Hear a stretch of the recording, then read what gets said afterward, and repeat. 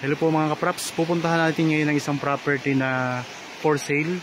Matatagpuan natin dito sa bayan ng Real Quezon. Bali yan na lang ang property mga kapraps. So pupunta tayo doon sa pinakadaanan mamaya. Tapos lalabas din tayo doon sa kabila dito. Pupuntahan natin yung property, ayan na mismo ang property. Tapos ito mga kapraps ay malapit lang sa papuntang Marilake. Yung sikat na Marilake Highway. So ito pag nabuto, ito na yung dadaanan papuntang Marilake. Yan. So yan ay naka-project na nabubutasin. Nasa 10 minutes travel time na lang ang distansya nito papuntang Marilake Highway. So ito yung property. Pwede na pong ipasok doon ng sasakyan. Tara, puntahan natin. So katabi ito ng ilog mga kapraps. Ito hindi pa to sakop ng property. Bali ito yung muna yung dadaanan natin, tapos ipakita ko sa inyo ang dadaanan papasok doon sa property. So ito yung ilog na karugtong nung katabi ng property mga kapraps. So yun po ang property, kaso lang doon tayo dadaan muna sa kabila. Tara, samahan nyo po ako habang kayo nagpapahinga at nagre-relax dyan sa inyong bahay. Ang ganda ng tubig, ang linaw, ang lamig mga kapraps. Ang lamig ng tubig.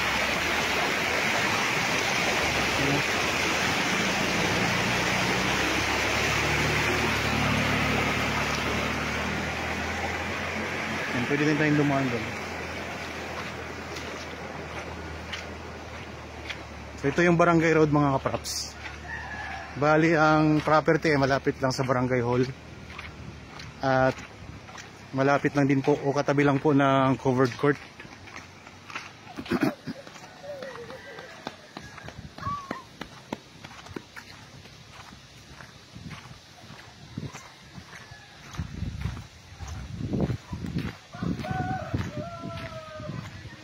Meron na ditong linya ng kuryente at tubig.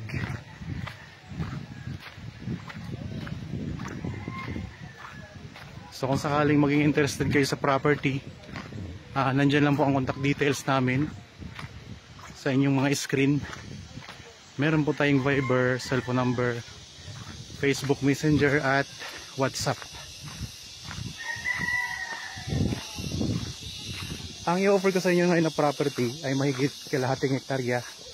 Ang sukat ay 6,800.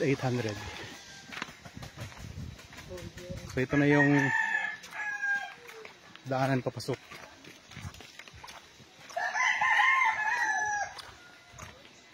Ito yung magiging daanan ninyo papasok doon sa property.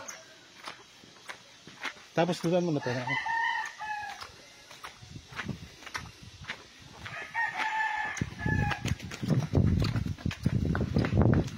Sa ngayon, pansamantala dadaan na tayo sa covered court.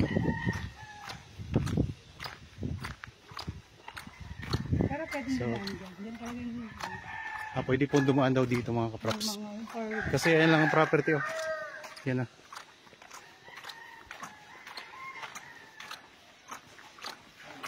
Malapit sa Camp Awol. Ito ay malapit lang sa Camp Awol. Sikat ito dito sa camp sa Real Quezon.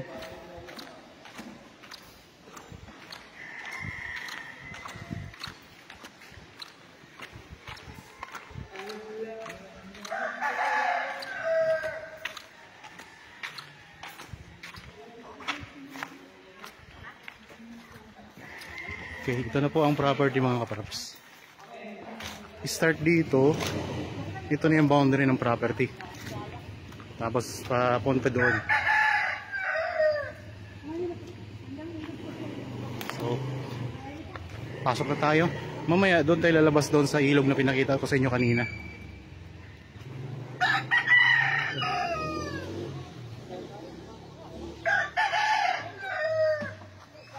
So, yung dadaanan natin.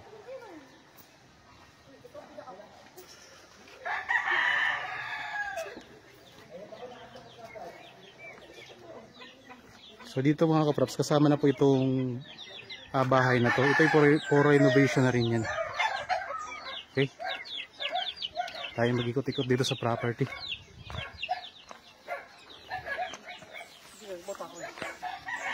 Tingnan natin ang mga tanim sa loob.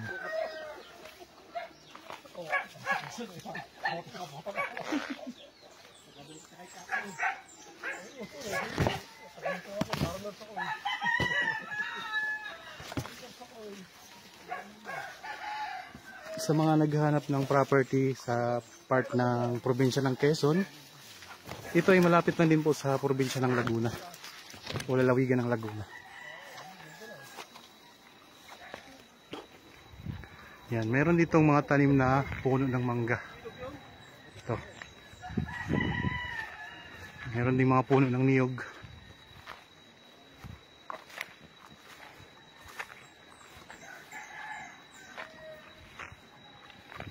Ang lupa ay may Carabao grass na yun mga kapraps.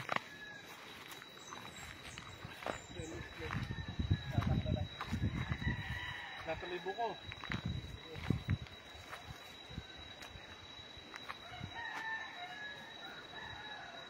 Meron tayong mga mountain views. Ayan. Bundok. Tanaw dito ang bundok. Tapos ang Camp Awal mga kapraps dyan lang. Ayan lang ang Camp Awal, madadaanan po ninyo papunta dito sa property. Ayan, mountain views mga kapraps.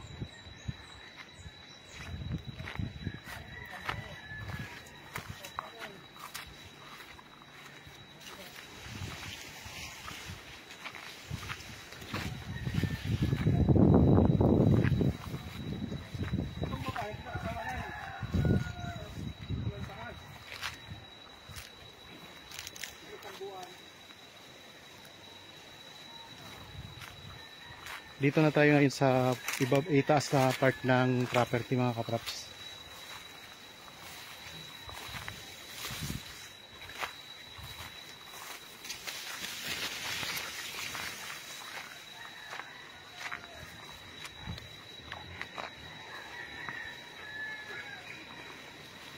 Bali may part ng lupa na paakyat. Yan, dito tayo sa pinakatuktok ng property ngayon. So medyo pa-slope po siya, pababa doon mga kapraps. Ayan, mga puno ng niyog, pababa po yan. Meron dito maliit na kubo na kaso lang siraan na to. Ayan, tambayan nila. Okay.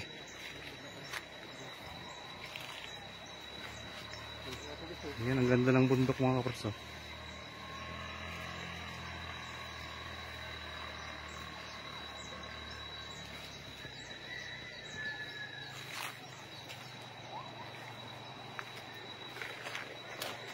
Pa-slope ang itsura ng lupa. So tingnan natin, papunta tayo doon sa may ilog.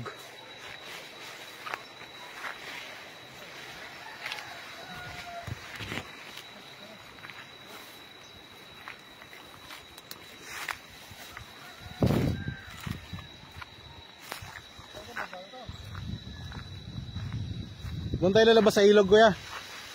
Doon tayo lalabas sa ilog.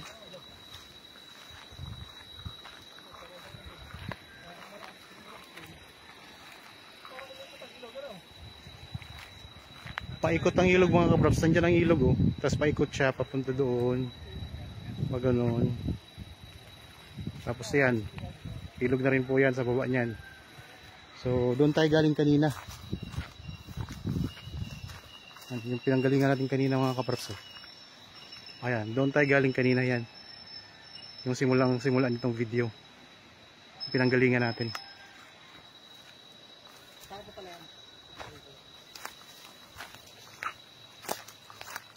Ang papunta sa ilog ay pa-slope siya. Pa-slope. Saan tayo dadaan papunta sa ilog? Okay, punta tayo sa ilog. Yan, dito may mountain views din tayo mga kapraps. Oh. Yan, paikot din. Ang ganda ng mga views. Yan, mga mountain views. Paikot ng property.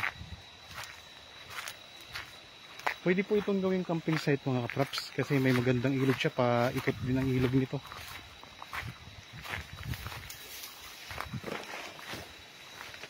So kung kayo po nakapunta na sa Camp Awal, ganun po. Pwede nyo gawing ganung campsite. itong property na to. Ang presyo nito pala mga kaprops na makikita nyo sa description box at sa title nitong video. Ayun o, ang ganda mga kaprops oh.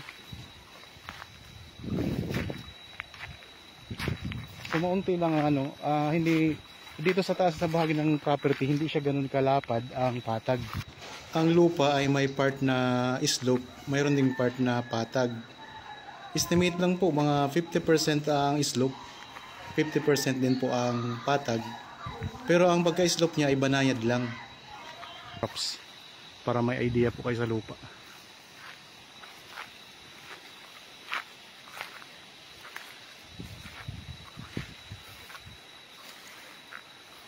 Kasama po ito dito? So yan, dito banayad ang slope niya. Yan, banayad ang slope niya.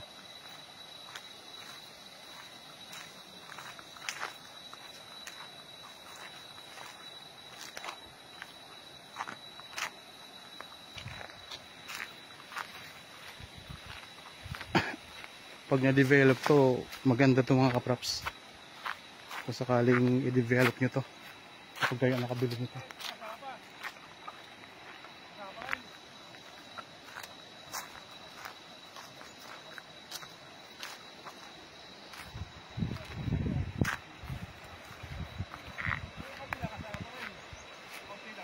Yan ang ilog oh.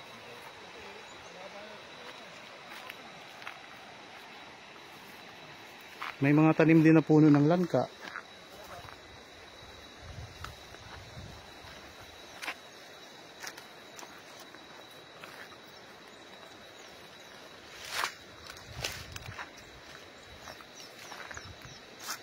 Yan, dito patag, may patag dito mga crops oh. Yan. So patag po yan. Pwede kayo magtayo dyan ng inyong rest house mga kaprops. Dinig na dinig natin ang lagaslas ng tubig ng ilog.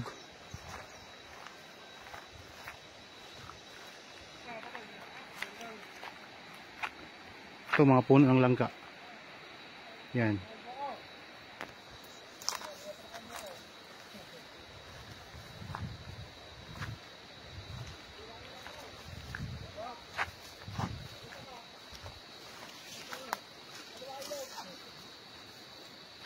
Saan pa? Hanggang saan pa ang property na to? Kuya, hanggang saan pa?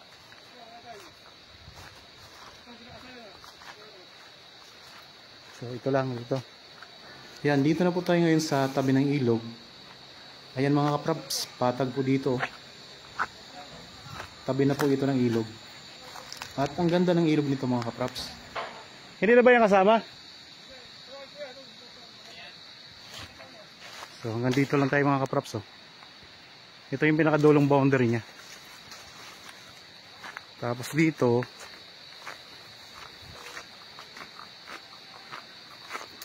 pakita ko sa inyo ang ilog mga kaprops.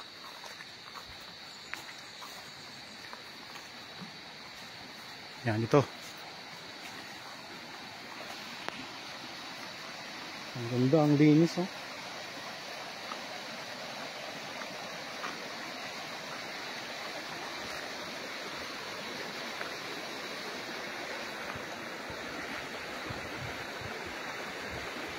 So pwede siyang palalimin para pwedeng mag-swimming dito. Ang linis ng ilog mga kaprops, ang lamig pati ng tubig.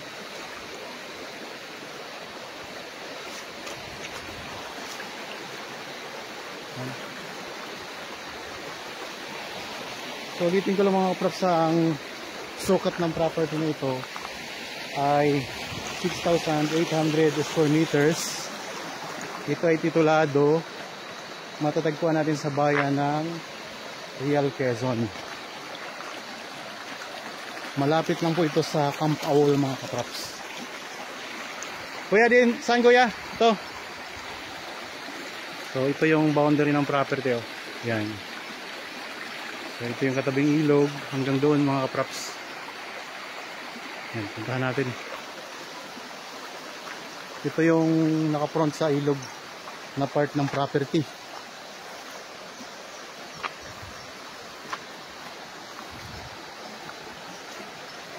Bali, inikot lang natin ng property.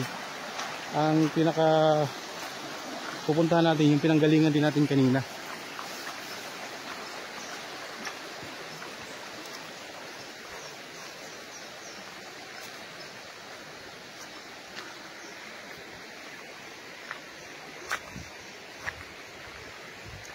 Meron ang access ng kuryente at saka tubig. Tabi lang po ng kalsada mga kaprops.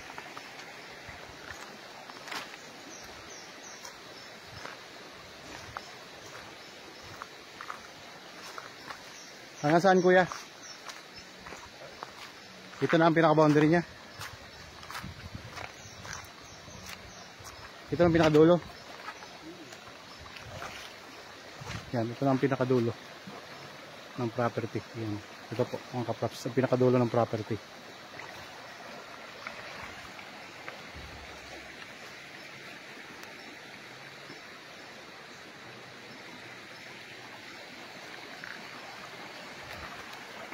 So kung interested po, pwede kayo magpa-schedule sa amin ng actual viewing para makita nyo ng personal itong property.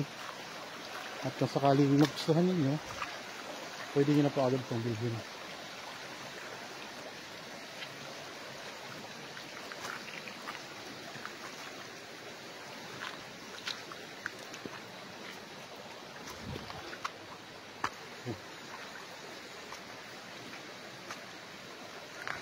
Pakita ko lang mga kaprops ng property hali. Ito hanggang doon po ang pinaka boundary niya.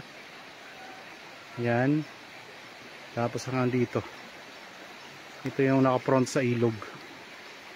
Meron siyang magandang ilog, malinis. So malinaw at dire-diretso ang agos.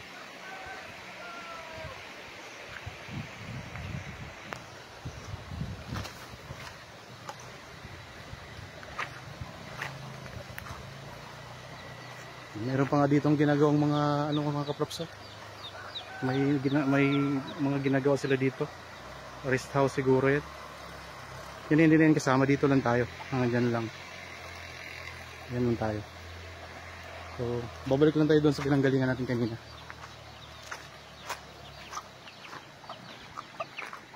Nabanggit ko po kanina na 10 minutes travel time lang po ito. Papunta sa Marilaki Highway. Yung sikat po ng Marilaki Highway. Ito yung daanan na to, lusot na po yan doon. So patuloy pong ginagawa yan para mabutas papunta sa Marilaki. So napakalapit na lang.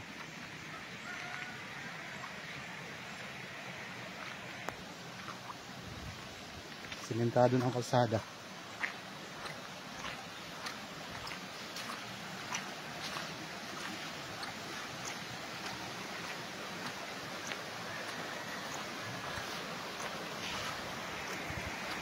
Okay, dito tayo galing kanina.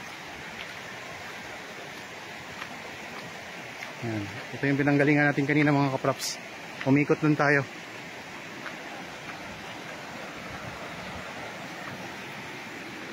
Ayun lang ang property. Pataas. Tapos dito tayo dumaan. Para na pinakita ko kanina sa inyo kung paano maipasok yung sasakyan. Pwede nyo ipasok ang sasakyan. May daanan na po siya. So pansamantala dadaan tayo doon sa covered court. Okay, sana po ay nagustuhan nyo ang property na ino-offer ko sa inyo ngayon. Para po sa mga bago pa lang sa aking channel at napadaan lang po sa aking channel, huwag nyo pong kalimutang mag-subscribe at pindutin na rin po ang notification bell para maging updated kayo sa mga bagong property na i-offer po namin. Maraming salamat po, lagi tayong mag-iingat at God bless po sa ating lahat mga kaprops.